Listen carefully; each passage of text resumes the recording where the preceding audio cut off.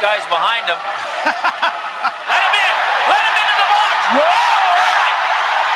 Watch the lawsuit, Ty. Watch the lawsuit. It's hard to breathe with your heart in your mouth. Is this the Tiger? I don't believe what I just saw. Touch a ball, Joe. You'll never hit a bigger home run in your life. I will never forget watching that game on TV and thinking, what just happened? I thought it was like a WWF wrestling match or something like that. You never anticipate a fan breaking into the penalty box and getting filled. Ty Domi was as tough as they come. He'd fight anybody, anywhere, any place, anytime. And on this night, he was in the penalty box. So one night in Philadelphia, Domi and Luke Richardson are just about to square off with the linesman. Oh, they get in there in a hurry. So what happens when the linesmen get in a hurry? Things tend to boil over. So Domi and Luke Richardson, they're yapping as they go in the box. When Ty Domi went to the penalty box, you could tell he was really agitated. And the Philadelphia fans did what they do best. They started to agitate. They started to get after him. They started to verbally abuse him. I'm kind of watching it and getting a kick out of it. Ty squirts a guy with water. The guy's being a little bit overzealous. And I thought for a second, this is a big guy. And when he's leaning over. You know when you go to the zoo and there's always that one guy that's banging on the glass of usually the most dangerous animal in the zoo. And maybe you say to yourself, I wonder what would happen if that glass broke. That's what I thought of when I saw Chris Falcone fall into the penalty box with Ty Domi. Let him into the box! Whoa! Watch the lawsuit, Ty. Watch the lawsuit. Oh, boy.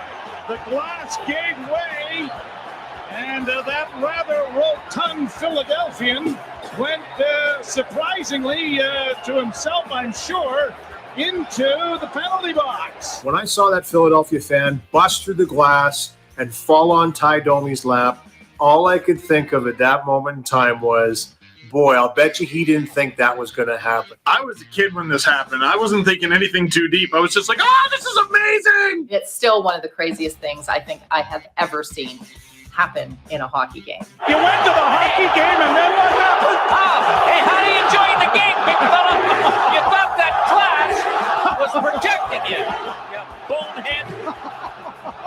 I am not the least bit surprised that Ty started going after the guy. I mean, he basically fell on top of him. When something happens that fast and there's all of a sudden somebody in your face, I mean, you just react. And that was the reaction for Ty. That had to be like the hockey equivalent of flipping someone off in traffic and then pulling up next to them at a red light. Except it's not someone on the road, it's Ty Domi, and he's punching you in the face. He's going to have to go into a little more of a training session before he gets into that. Oh, brother. I give a lot of credit to Domi. I think he contained himself. Kevin Collins, the linesman, who was always quick to enter a fray, this time that was a good thing. He pretty much saved that fan, a lot of damage. It was just one or two shots, and that was it. It could have definitely been a lot worse. I bet Chris was probably thinking, well, I'm here. I better do something. It's my barn. My fans are here. I'm a dyed-in-the-wool Flyer guy. I can't just turtle in front of all of my buddies. Plus, I'm in a fight for my life. He was probably thinking, I'm in deep trouble. He was probably thinking, I wish I had an engineering degree so I would understand that the 2.5 feet of plexiglass would not support a man of my girth. Here he comes! Hard to breathe with your heart in your mouth. Ty Domi was fined $1,000. Not really a big deal. Did he deserve the fine? Sure. He squirted water on the dude. Domi played in the NHL for how many years, and he got fined $1,000? That's like going to brunch. They're going to need a forklift to get him back in the seats. I'd give him the fork, all right. Never mind the lift. They've given him 10 in the game. I guess he has to stay there. Now he's coming. Well, it's not like the Leafs and Flyers not to have been into a situation that prompted fans to get involved over the years, is it? If you had asked me, is there one place that this could happen, that a fan could fall into a penalty box against a Leaf player, someone especially like Ty Domi, my first three guesses would be Philadelphia, Philadelphia, Philadelphia. It is somehow appropriate that this incident happened in Philadelphia, a place whose sports fans are known for their passion, I guess we could say. I mean, let's not forget, this is the place that once booed Santa Claus. In the realm of sports, there exists a breed of fervent devotees who take their passion for their teams to extraordinary heights. These die-hard sports fans are more than just spectators. They are an embodiment of unyielding loyalty and boundless enthusiasm. From painting their bodies in team colors, to traveling thousands of miles to catch a single game, the lengths to which these aficionados go are nothing short of astonishing. This unwavering dedication transcends the bounds of reason, leading them to partake in a myriad of wild and unconventional rituals, all in the name of supporting their beloved teams. Whether it's camping out for days to secure coveted tickets, braving extreme weather conditions, or adorning themselves in outlandish costumes, these passionate individuals remind us that the world of sports is not merely a game, it's a tapestry of emotions, woven by the unwavering commitment of those who live and breathe for the triumphs and defeats of their teams. Amidst the roaring crowds and flashing stadium lights, a distinct breed of sports enthusiasts emerges, setting new standards for unwavering dedication. These die-hard sports fans not only cheer from the sidelines, but dive headfirst into a world where passion knows no limits. From enduring days-long queues to secure precious tickets to engaging in heated physical altercations with rival supporters, their commitment reaches unmatched levels. Beyond the battles on the field, these aficionados also traverse the realms of luxury, curating collections of exorbitantly priced paraphernalia that bear witness to their devotion. As the curtain rises on this captivating saga, their actions remind us that the realm of sports is a canvas painted with the vivid hues of unyielding loyalty and fervor. Good evening, everybody, and welcome to another edition of Speak Your Mind. We're here live to give you the very best when it comes to topics like this, and we're not here alone, but we're here with Mrs. Audrey. Miss Audrey, how are you doing tonight? Good evening, Pastor. Well, thank you, everyone, for joining us again. You can start off by sounding off in our question for today, especially for you die-hard sports fans. How far would you go for your team? Do you think there's a limit? Do you think certain people pass that limit? You can call us right now if you want, 877-785-8700. Or if you want, you can send us a message through WhatsApp, 437-233, if I'm not mistaken, 9815. You can do so to the numbers that are down below. Ms. Audrey, we have a survey tonight, correct? We do. As always, we have the poll that you can actually scan the QR code here as it appears on your screen and be able to vote on the following. Diehard fans of sports, as we said, how far would you go for your team? Above and beyond for your team? Or is it just a game? Let us know because we will be announcing the results during our program. So stay tuned. And I think we have a phone call. Let us connect right now with Moses, if I'm not mistaken. Moses, do you hear me? Yes, sir, Pastor. How are you? How are you doing, Moses? I'm doing fine, Pastor. We're asking everybody the following questions about sports fans. How far would they go for their team? Have you ever heard of a case of sports fans going above and beyond for their team? Oh, yes, Pastor. My family itself is a very diehard sports fan. They have done some pretty crazy things. Oh, yeah? If you have any stories to share with us? I have one story that I can remember right now that, it was, we will go to every game, and every game there was the normal viewers session, and then there was the diehard fan session. So in these soccer games, there's two sections. Oh, yes. Depending on the games you go to, soccer, whether it is baseball, whether it is, there's still that one session in those important games that it's the diehard fan section. Now, when you were at those games, Moses, what would you see? So I would sit in in the beginning, I will always sit in the normal one, the normal viewer. But since all my family will go to the diehard ones, I decided to go once there, and boy, was it a mess. Why do you say that? So the thing is that when the team scored, I didn't really know, but they would go up and down the stairs, and there was a lot of them. And one time I didn't know, so they ran me over, and If it was because my family grabbed me, they would have just stepped over me just for a goal, just to celebrate a goal. Now, Moses, you seeing that in your own family, what do you think about that? Do you think they're passing the limit? Do you think they're taking it too serious? What are your thoughts on this? Well, I mean, everybody should have a passion when it comes to sports. You know, if you don't have that competitiveness inside of you, then I think that is not really a fun thing to watch for your team.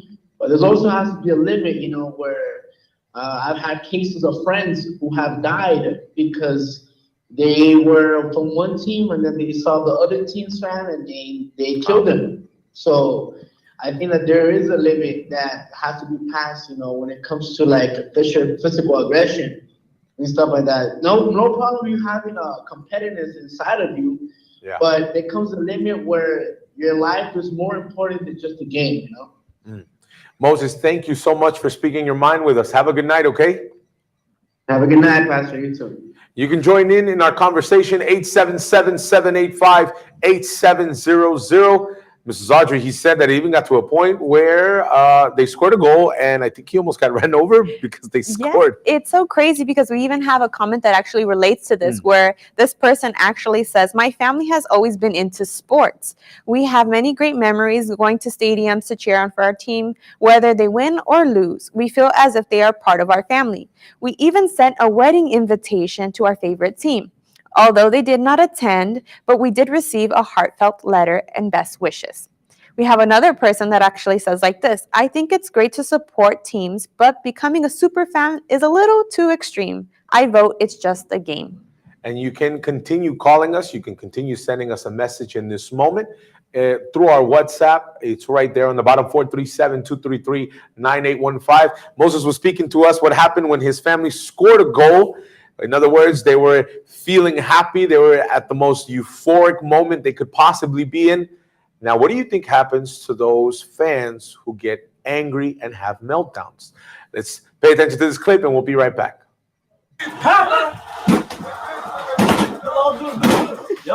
Oğlum elektrik var. Duman çıkıyor. Çıkartın.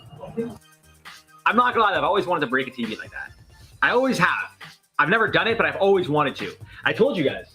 Right, can you see it? Oh, you just missed it. Right here, when I was playing Call of Duty, I told you guys another video game. It's right here. I don't know if it's in the frame. Oh, you probably can't see it. Right here, there's like a little hole. Not a hole, but it's like a slight indent. And it's from when I punched the wall when I was mad playing video games. But I've never broken a TV, surprisingly, which I'm actually I'm proud of myself. I'm not gonna lie. It's an interception! Why? Why? No! It's over! No! That biggest deal. We're gonna have Garrett. Gosh, Garrett, are you serious? It's not my fault. You seriously just break the table. It's not my That was my grandma's table. It's not my fault. They freaking suck but at it's your everything. fault that you break the table. Interception. Garrett, come on, man. What are you doing?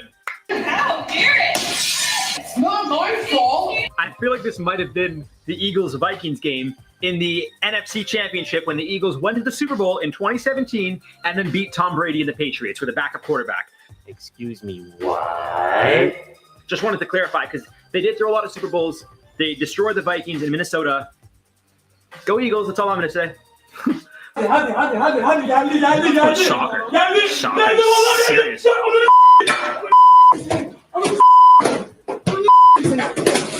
What's the matter with this guy? What's the matter with you?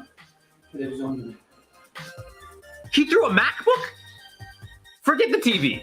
TV costs what, $250, $300? That computer he threw? That's like $2,000. You could buy 10 of those TVs with one computer. And he's throwing all of it. What is going on here, man? Get on with the win the game. What the heck? Touchdown. What the hell? Touchdown. Dude, chill out! No way.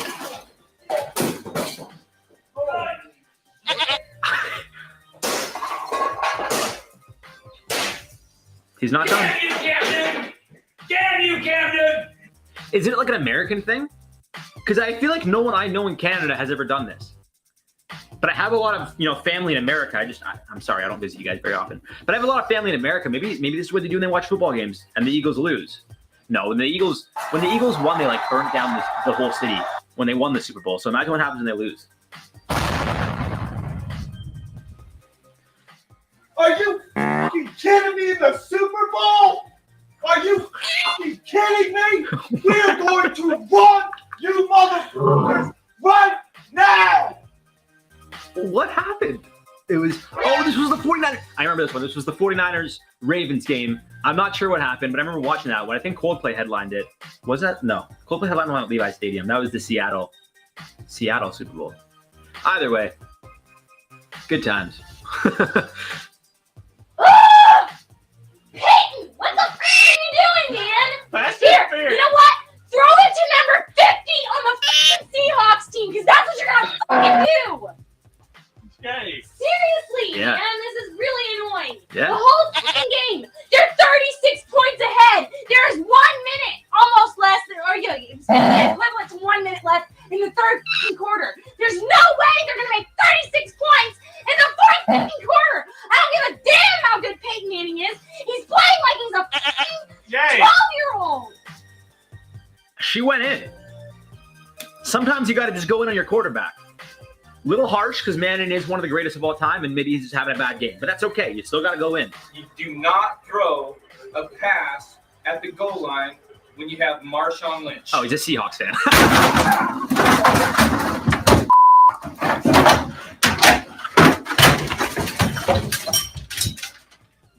That's the game. Some fans go really, really hard for their teams. We have a comment here. Well, more of a story, no? About certain sports fans. It goes like this. A soccer fan, Mauricio, it's no joke when he comes to having his favorite team from the Brazilian sports club in Rio de Janeiro called Flamengos. So he wanted to show his support to the extent that he got a tattoo covering 40% of his body.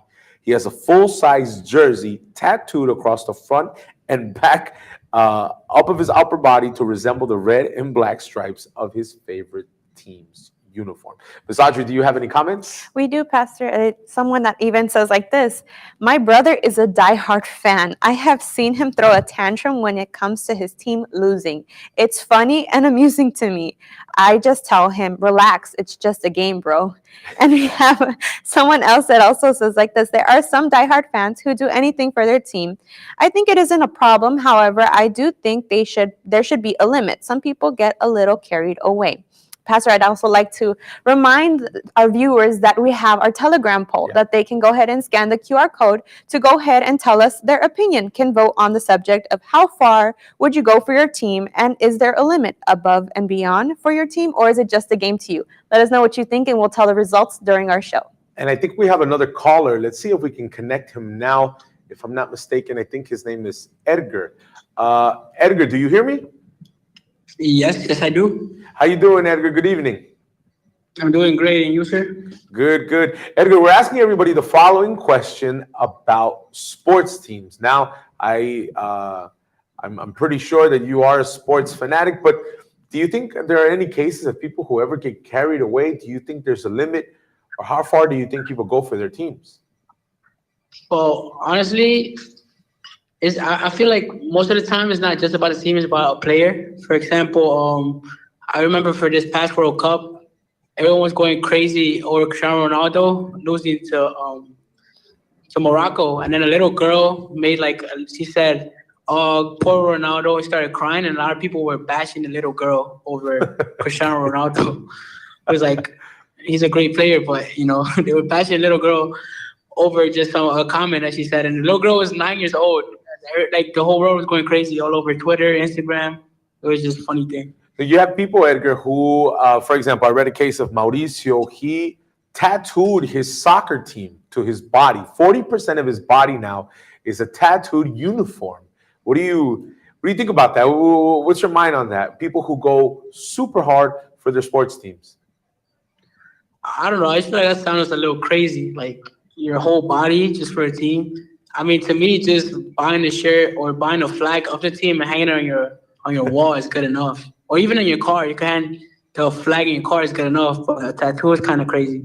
Now, are you a sports fan, Edgar? Yes, I am. Which sport is the one that you're attracted to the most? The most will have to be soccer. And your go-to team? Real Any Madrid. league, international, which one? Real Madrid. Real Madrid. How far would you go for that team? Oh, I'll say pretty far, but not super beyond. Okay, I got it now. So you think people should have a balance? You think, it's really not that serious? Just get a jersey, hang up your flag, and that's it? I think that's perfect. Or like you can even like wear the flag when you play a game, like when it's game day for them. But after that, I don't think you should get a whole tattoo to cover your whole body. 40% of your body's crazy, in my opinion. Would you ever think about getting Real Madrid tattooed on your body? No. Edgar, thank you so much for speaking your mind with us. Have a good night, okay? Thank you. You too.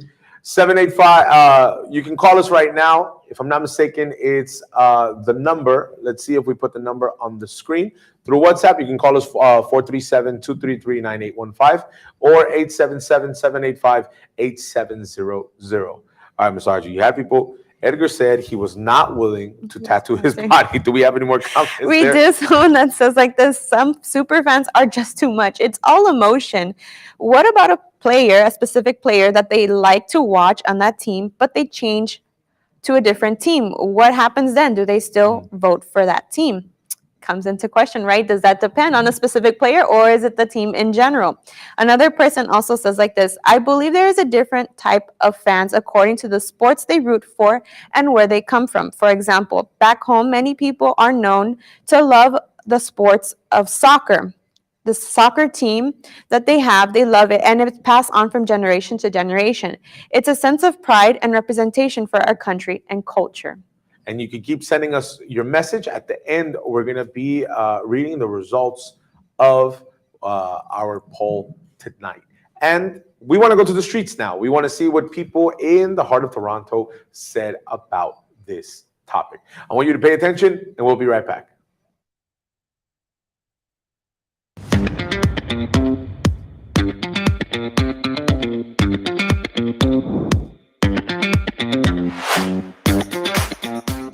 I'm a fan of sports fans. When they're happy, that's great, but I don't care about sports. Like, I love sports. I will support any kind of sport, any team. I love the Maple Leafs. I love Raptors. I love Argos. I go to all the games. So we have fans. We have super fans. We have diehard fans. And we have fans. And I think that we should all be fans of a team. Don't take it too far.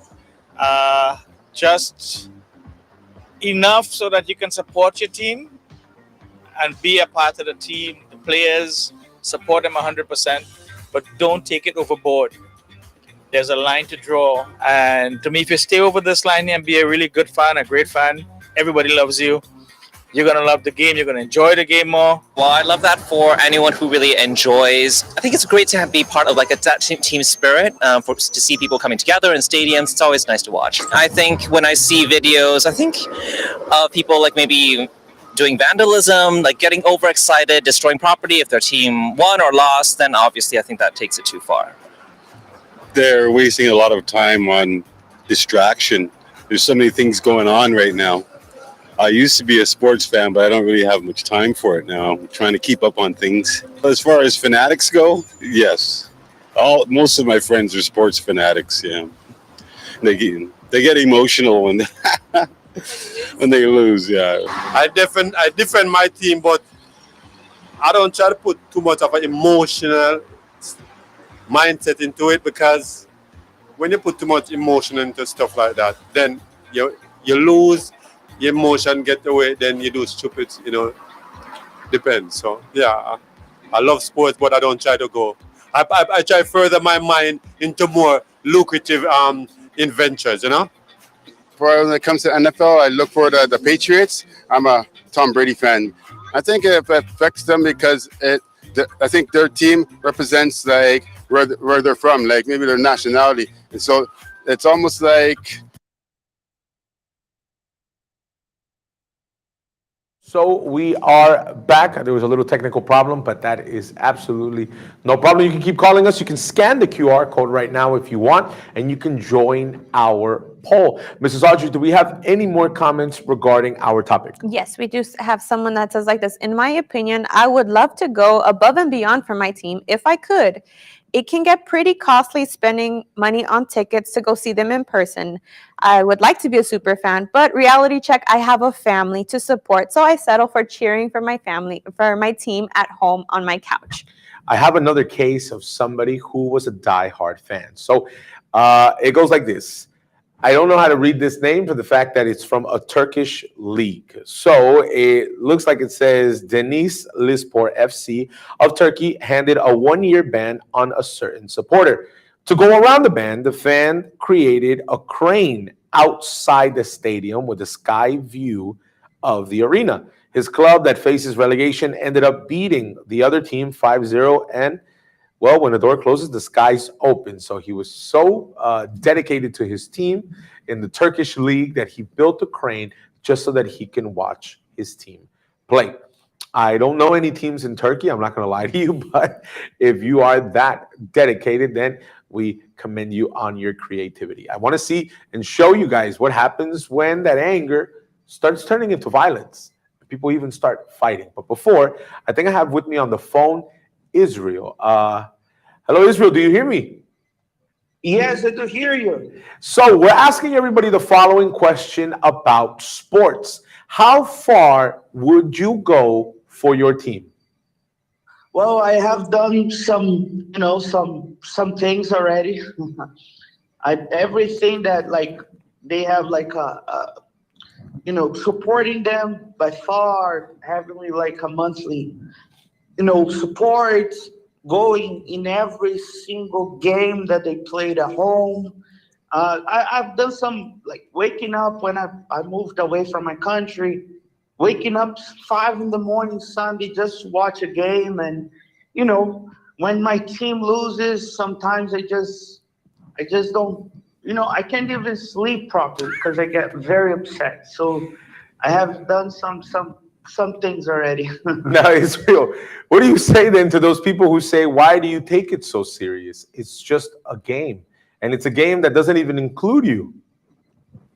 Yeah, but like when I'm there in the stadium as a fan, chanting, singing, supporting the team, it feels like we are part of it. When we are supporting them by far with buying the jerseys, buying the whatever they do, we're helping them building, a structure to win the leagues, to win the championship. So it's something that since I was a kid, I learned, and it's part of my life. Now, if you don't mind me asking, I asked the last person, Edgar, what his favorite team was. What's your favorite team? It's Flamengo from Brazil. Flamengo. I read a case about a certain person who tattooed his body a Flamengo's jersey. Yeah, I know that guy. I have seen him. I met him in the stadium. Yeah. It's real. So you can tell us that this is real. You've seen this gentleman. Yeah. It's real. Yeah. He tattooed it. When he takes his shirt off, it seems like he's wearing the jersey, because it's real. Israel, how far would you go for your team? Are you willing to get a tattoo also? No. That I wouldn't do a tattoo, but basically everything else. Everything else, not a tattoo. Got it. Israel, thank you so much for speaking your mind with us. Have a good night. Have a good night. In what world, Miss Audrey, would I have ever thought that Mauricio, being a Flamingos fan, was going to be connected with Israel, who is also a Flamingos fan? Right. And a lot of people, they have these fans, and I think that's what actually brings them close together, right? Is that, they cheer on for the same team, as we notice that a lot of people support and believe that it's part of, they're the part of the family. And so we even see that it comes from generation to generation, right? So it's a tradition. It's a different way that we have seen here on the show that people are presenting it. And we want to go back to what we were saying earlier. What happens when those angry fans turn violent? Let's see.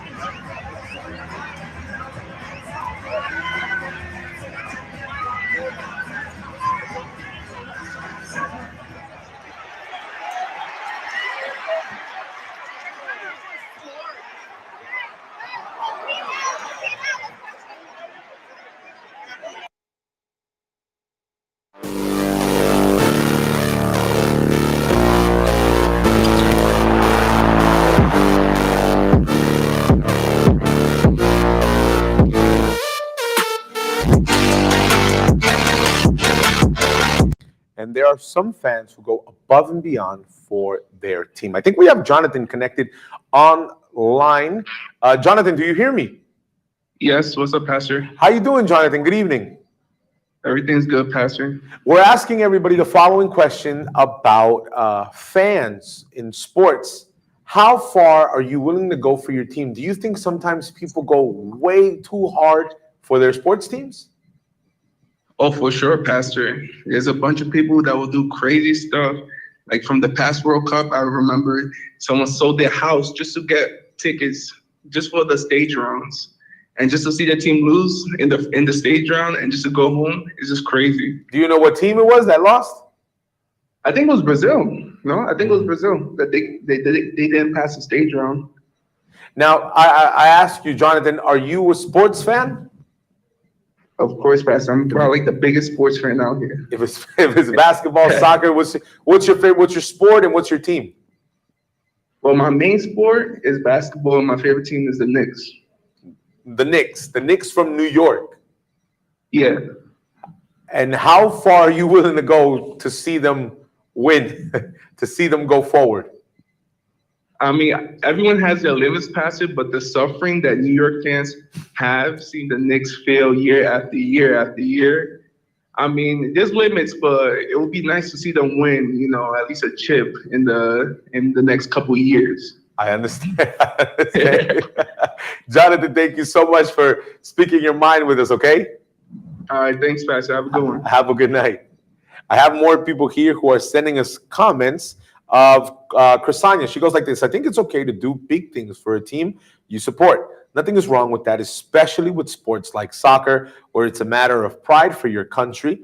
And in the World Cup, just like anything else in the world, though, you have to be careful because you can become addicted to anything to a point where you treat it as an idol. And, well, that's the problem. Ms. Audrey, do we have anything there? We have, one more comment that actually says like this: I'm not a fan of a specific team. However, I think it's great for people to support their players and the team. Everyone should have something they can relate to, and sports can be a great example to follow of dedication and hard work. Pastor, I'd also like to conclude the poll that we have, where it reads like this: the following is 28% say above and beyond for their team, and others 72% that say it's just a game. So there we have it, the final results for tonight. I think Israel is somebody who voted for above and beyond for my team. And I have another comment from Gabriel. He said the person likes the sport and cheers for it. I don't see the problem. But when it crosses the limit, that is, it starts to be aggressive, starts to exaggerate, or even in attitude. Because of that, for me, it's not cool. And then he hashtags Corinthians. So if I'm not mistaken, I think that is the team in the Brazilian soccer league, Corinthians, if I'm not mistaken. And I think we have another phone call. Let's see if we can connect. I don't know if we do. If we don't, then it's fine. But we want you to keep calling us, to keep sending us your opinions, 877-785-8700. I think we have Chris connected. Chris, can you hear me? Yes, I can hear you. How you doing, Chris? I'm doing good. How are you? Good, good. Chris, we're asking everybody the following question about their sports team. How far are they willing to go, whether it be sports, whether it be another type of sport? Do you think certain people go above and beyond for their sports team? Do you think that's a problem? You think there should be a limit? Well, me personally, I'm a fan myself to sports that I like. I like soccer and I like MMA. Personally, I don't think that sports fans go too far. I mean, there's something they're passionate about, something that they love to do, something that they, drives them. And besides work and, if they have some sort of like Christian beliefs or anything, I mean, I'm sure there's something that they're passionate about, and whatever like leads them to become fans or dedicated to watching and following and whatever they do. I mean, I support that 100% because I myself am a fan. Chris, there was a gentleman who said the following, that he wasn't crazy enough to get a tattoo, but he was willing to do anything else but get a tattoo for his team. I think I agree with him too. I'm not down to get a tattoo for a team and anything, but that's just because of my beliefs. But other than that, I mean, if I was pretty crazy, I think I probably would too, actually. So I don't know. Now, in terms of soccer, what was your favorite team, league? So in terms of soccer, I watch European soccer. I love European soccer, inclusive. We don't even call it soccer; we call it football. And in my personal opinion, I like the Premier League. I like Manchester United. That's my team. I grew up watching them when I would watch Cristiano Ronaldo, Wayne Rooney, Ruud van Nistelrooy, the real legends of Man United. That's when I fell in love with that team. And in terms of MMA, because I heard you spoke about MMA. Okay, when it comes to MMA, I'm gonna just start ranting, so I'm not even gonna get into it. I like. I'll name you three of my favorite fighters. I like John Jones. John Jones to me is the greatest MMA fighter of all time. He's very dynamic. He knows how to fight every single possible martial arts. When it comes to jiu-jitsu, striking, boxing, anything, he could do it. I also like Robert Whittaker. I like Max Holloway. These are some of my favorite fighters that I enjoy watching, and I watch them every single Saturday. I've never missed a fight night, and I will never miss a pay-per-view. All right. Thank you so much, Chris, for speaking your mind with us. Thank you for letting us know your favorite MMA fighters. We wish them all the best luck and that you don't get too crazy. For sure. Have a good one. In terms of you liking your sports, we're not saying that you liking your team, you liking somebody in specific is a problem, because sometimes there are good things. One of the things that Chris said, that he's been watching a certain soccer team ever since he was a little kid, and that's what made him fall in love with the game of soccer. Just like certain people who they collect their teams, whether it be a jersey, whether it be a ball, whether it be a bat, whatever the case may be. We want you to pay attention to our following segment about people who collect team memorabilia. We'll be right back.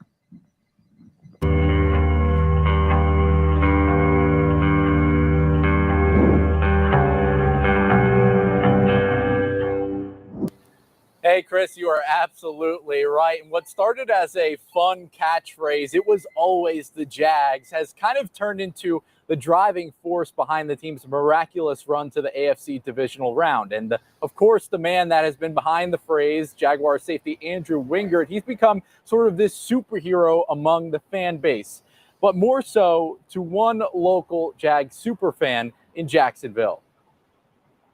When in Vegas, toss a small bet on your team. You never know. With the beginning of the way this season started, nobody saw this coming either. I put that bet in, but I didn't expect it to ever pay off. 9 months after betting the Jags to win the AFC South, Jeff Graham stares at his living room to relive the memories. I'm unbelievably thankful to have those in my living room. Graham has safety Andrew Wingard's game-worn cleats, the ones he wore when he coined the phrase, "It was always the Jags." When I'm in Vegas, for March Madness and stuff, it's, it was always is kind of a gambling term. Like, you're with your buddies, you see a lock, you're like, hey boys, it was always this, it's that, that feeling when it's like, this is a lock. My intuition is telling me that this is a lock. Graham reached out to Wingard on social media. He responded and we kind of got into conversation about the Jag. One day I just got the message that I've got cleats for you, and I couldn't believe it. He showed up at the bar and handed them to me, and I was about shaking. When in Vegas, toss a bet on your team. You never know. But this year, it was always the Jags. I don't know if I'd go as far as destiny, but we're here. It's being done. Yeah, you heard Graham say, I don't know if it's destiny. I asked him, I was like, is this year just something that you could never have foreseen happening? Is it luck? And he said, luck? You kidding me? All these comebacks that the Jags have had? Just said it plain and simple, Chris. It was always the Jags. In the realm of sports fandom, a distinct subset of enthusiasts emerges as the consummate collectors, amassing an astonishing array of merchandise and jerseys that transcend mere material possessions. These fanatic fans channel their unwavering passion into curating collections that encapsulate the very essence of their beloved teams. From vintage jerseys that harken back to historic victories to limited edition merchandise that serves as tangible tokens of allegiance, these collectors embrace each item as a sacred relic. With shelves adorned in a kaleidoscope of team colors and memorabilia, they transform their spaces into shrines dedicated to their sports heroes. Their fervent pursuit of these tangible connections speaks volumes about the depth of their dedication, turning each piece of merchandise into a chapter in the ongoing saga of their unyielding loyalty. And you see people from different parts of the world, they show their appreciation, they show their dedication to their sports team, to a sports player. And all of this has a silver lining, and it has a connection to it. Anybody who's that dedicated to a team is a person who's willing to show and to give all of their strength on a certain thing. But if you didn't know, the Word of God shows us for us to delight in the Lord. And if we delight in Him, He's going to be able to open our paths and bless our ways. And you know how many people, they delight in their sports teams, yet in their ways, they're not happy? They're people who invest so much, yet they're not able to go forward in their lives. They're there for their team day in and day out. In the disappointments, in the highs, and in a lot of the lows, they're still there. Well, God, in the same exact way that you have highs and you have a lot of lows, He's still there. And that's why I want to make a prayer for you. For you who watch us right now in this moment, and you say, Pastor, right now I'm at my lowest. Right now I feel lost, I feel abandoned, and I feel lonely. I don't know where else to go. I don't know what else to do. Well, this program doesn't come to you as a coincidence, nor luck, but it's the power of God that wants to work inside of you. I want to show you this next story. When we come back, we're going to be praying in favor of all of you. I ask that you prepare a cup of water so that when we return, we make this prayer. Pay attention to the story. We'll be right back. You've tried nearly everything. Now is the time to see how strong prayers work. It started 2 years ago. I started having cramps in my stomach, and I thought it was just normal, female cramps.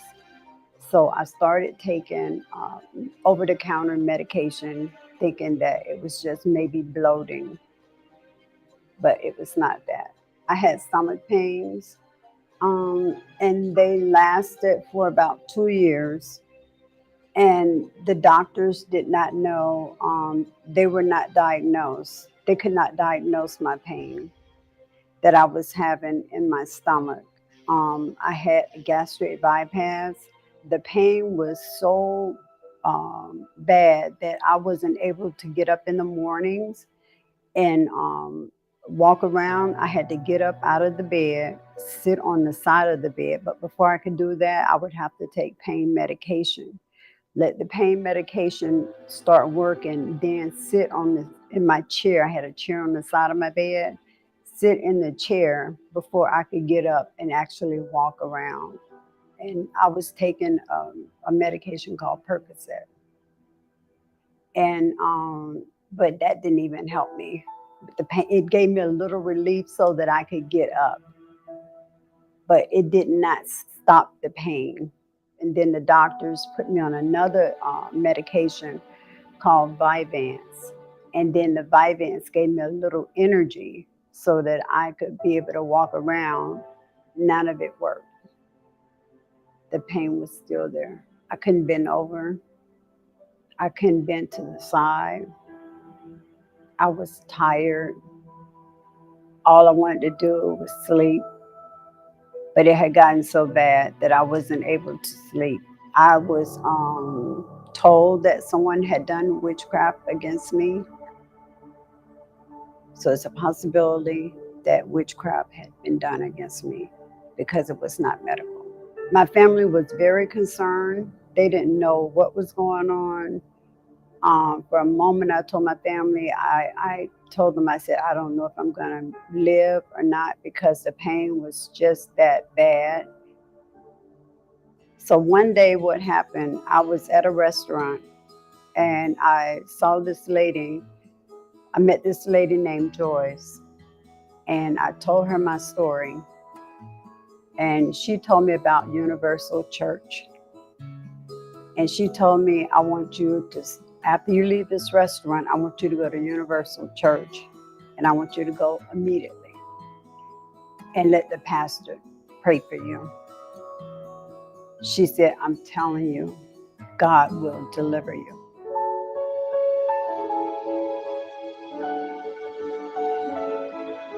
I immediately went to the church. I talked to the pastor. I told him my problem. The pastor prayed for me. I started drinking the water 3 times a day, every day. And I was drinking it for a few months, not long. But then on a Friday night, the pastor prayed for me. He laid hands on me, and God delivered me immediately. Immediately. I didn't have any more pain. From when God delivered me that night, I was able to bend down, touch my toes. I could turn sideways. I could almost do a flip. I had been delivered and healed from one prayer at the Universal Church.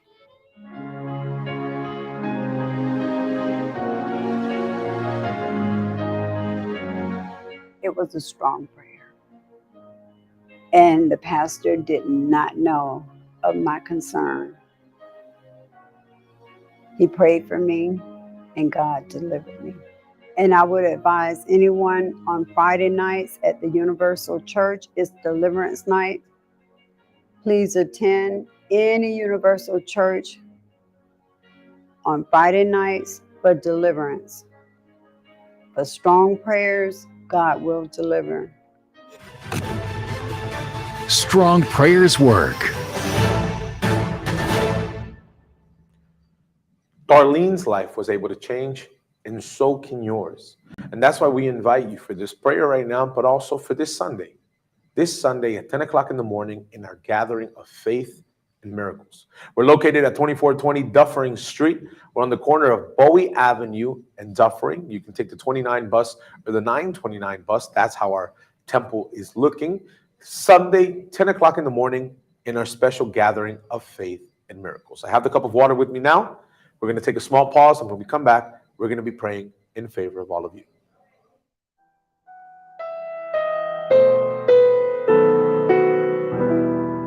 Lift up my eyes to the hills, from where does my help come? My help comes from my Lord,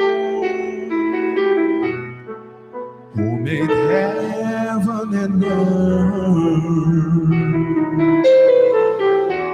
He won't let my foot be moved. He who keeps me is the Lord, the one who keeps Israel. Will neither slumber nor sleep.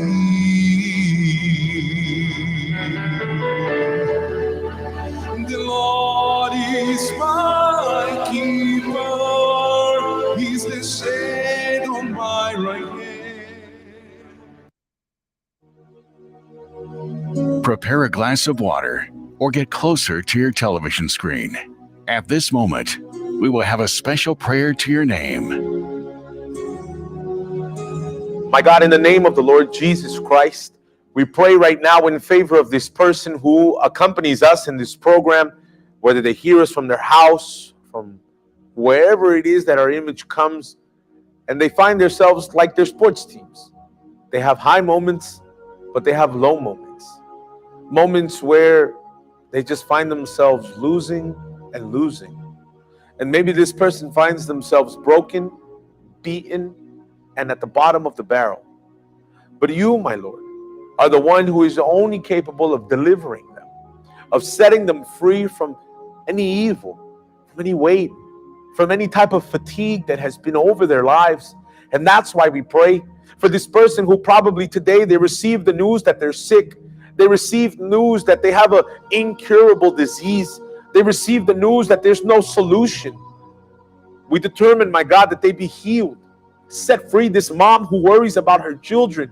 This parent, my Father, who's having marital problems. We determine, my God, that they be received right now by you and strengthened. That this cup of water may not just be another common cup of water, no, but the rivers of living water that you promised. And when they drink of this, inside of them flows that life, flows that strength and that faith so that they can overcome. My God, that is how I give each and every single one of these people in your hands. And I bless them in Jesus' name. And if you believe, then you say amen. Amen. We're going to drink of this water. Drink of this water and believe that inside of you, the miracle is happening. We'll see you Sunday. Everyone, have a good night. God bless you.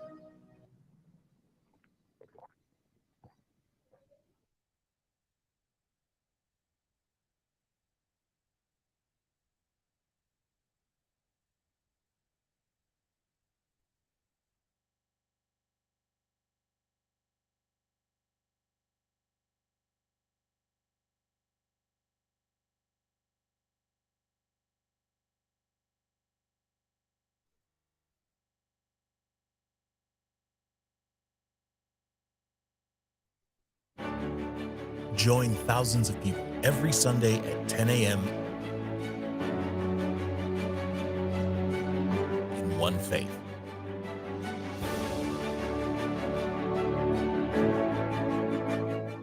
Based on this word, again, I say to you that if two of you agree on earth concerning anything that they ask, it will be done for them by my Father in heaven. Matthew 18:19. Receive the 7 prayers.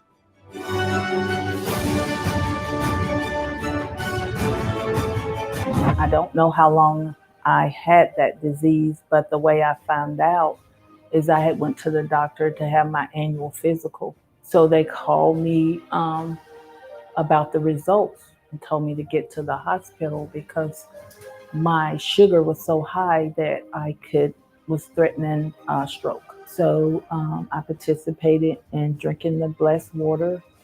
Faithfully, I did it every day. I just continued in my faith and coming to the church and fighting against it. Deliverance. I was a victim of witchcraft. My mother sacrificed me since I was young. I couldn't walk. I was paralyzed for a long time. I don't remember half of my life. I remember being in the hospital. It was King County Hospital. I remember that I had to learn how to walk. I had to learn how to write. I saw demons. People think that evil's not real. It is real. I went to a lot of churches, like 23 Christian church. And I never felt like I felt when I came to the Universal Church. But when I came to this ministry, from the very first time that I stepped through that door, I knew there was hope in this church. Prosperity. I had a business that was doing at one point rather well and went down substantially, and experienced just hard times trying to bring it up. I experienced also 3 deaths in my family. My mother, my father, my brother passed away. Then we had the recession, and I really never recovered from that. And it's still hard times, but since I've been coming to the church here, my business is starting to recoup. I see opportunities where my phone is ringing. I want this house built. I want this done. I want this done. My business is starting to take off to another dimension. Family. I was about to separate with my husband, and during the time I was coming to church, I learned to forgive. And when I learned to forgive, I started working on my relationship with my husband. And when my husband never opened up to me, never told me what was going on with his life, until one day I got a knock on the front door, and it turned out to be the police. And I had to learn, okay, God, you are here. I learned through the church, through tribulations, you use your faith. And that's when I said, hey, God is talking to me. This is a way I'm going to find a solution to my problem. Love life. My husband and I were very happy, loving. Everybody in the neighborhood know us and always want their relationship to be like our relationship. Our relationship was an example that people wants to follow. Until one day I found out that my husband had someone else. And that turned me into a bitter and an angry person. Me surrendering my life to the Lord, I got baptized, was filled with the Holy Spirit. Now I have no hate. I'm not angry. I want to even save other people. Try to counsel other people who are going through problems in their marriage. Encounter with God. The suffering in my life, it started with me just basically having pain all over my body. And my mom took me to the doctor. They could not figure out what was wrong with me. I started having headaches, and the headaches get worse. It would go like from maybe a day, 2 days, 3 days. Then I started to have stomach pain. My whole body was in pain. And I just felt like something, just like a brick drop on my head. And I had that headache. It was so bad. And I was sweating. I felt like I was going to pass out. I wake up one Sunday morning and I'm coming to church, and I'm like, I'm not leaving the church today without giving my life to God. I'm going to baptize today. And I came to church, service is finished, I got baptized, and I never looked back. Temple of Miracles, 2420 Dufferin Street, Toronto. 2420 Dufferin Street, Toronto. And every university